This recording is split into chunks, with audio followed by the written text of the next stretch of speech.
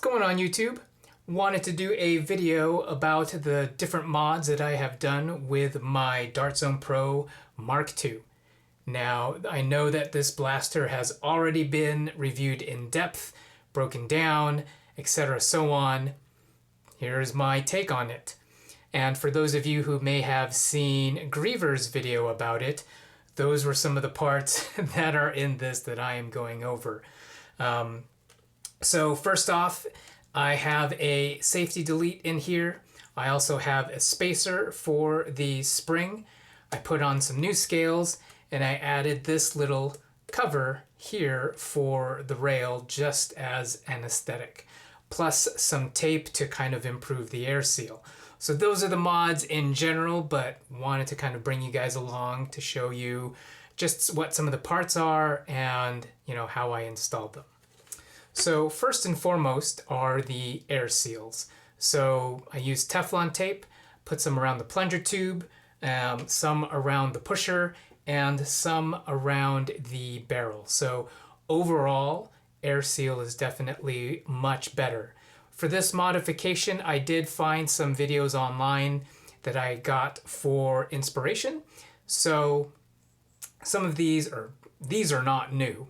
The one that I did find from Bradley Phillips was, he talked about a maximum spacer. So this is a spacer I printed out. I believe this is a 20 mil spacer that you put behind the spring. This is made for maximum compression of the spring. So I tried this and my blaster exploded many times. I thought I lost the screws. I thought I lost the springs in it, and this is absolutely crazy. I know from the video he also said that the priming on the blaster was a lot harder. So instead of this maximum spacer, I designed my own smaller spacer. So this is a spacer that is I believe 13 millimeters. And so obviously it's a little bit smaller, but basically the same type of design, seats into the spring rest, and worked great. It gave it a little bit more oomph, not a lot, but overall I was really happy with how this part came out. There are also, on Thingiverse, there are safety deletes that you can print. So I printed mine out here in red. And so it has a red safety delete, so that pretty much hides it there. The other thing I had printed was basically this, was this cover. I thought it was kind of cool to just put something here. So this just slides and locks into place. So, and that is there. Overall, like I said, the prime is not terrible. It's not much heavier. Wow, a little bit sticky there. But you are able to deprime, which is great. I also printed out these custom scales for my blaster. I'll do a close-up in just a second. But those were fun to design. There are blank scales that you can download on Thingiverse. And just whipped these up and printed them out. And I thought they looked really cool. The one thing about the scales, since these are in plastic, it does make the weight of the blaster a little bit lighter. Whether or not you like that or not, I did kind of like having the weight in the handle. Overall, it's not terrible, but that is obviously just something to consider if you decide to print out and put on your own scales. So I'll just jump into the blaster itself and just show you where the rest goes. So whatever spacer you decide to use, whether you want to use the maximum compression one or one that you design by yourself, basically this smaller piece will seat itself inside, or should seat itself inside the clear spring rest there. So just as an example, that fits inside there, as you can see, and then you would put the spring in.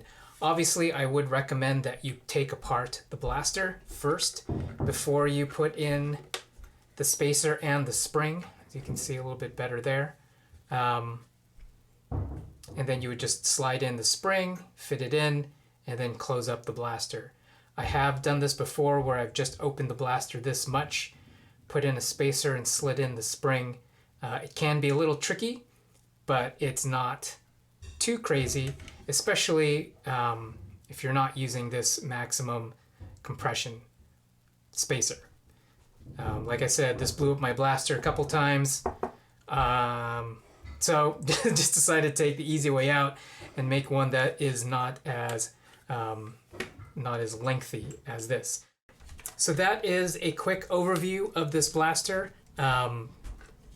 This is one of my favorite blasters to date. It's light, it's portable, it's really accurate, and it's definitely one that I've used in smaller wars. And of course, when they said, hey, we've got a limited edition one for, coming out, I had to get it.